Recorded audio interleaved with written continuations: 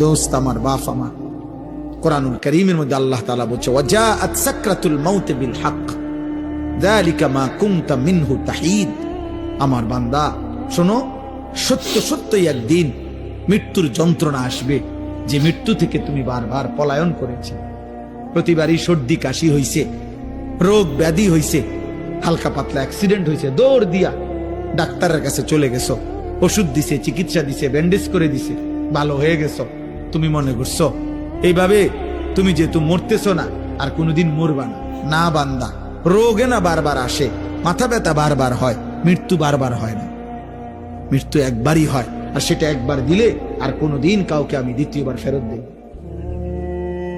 তুমি মাথা ব্যথা আর পেট ব্যথার লোকে মৃত্যুর মিলাইলা কেন? তুমি হালকা পাতলা অ্যাক্সিডেন্টকে মৃত্যুর সাথে মিলাইলা কেন?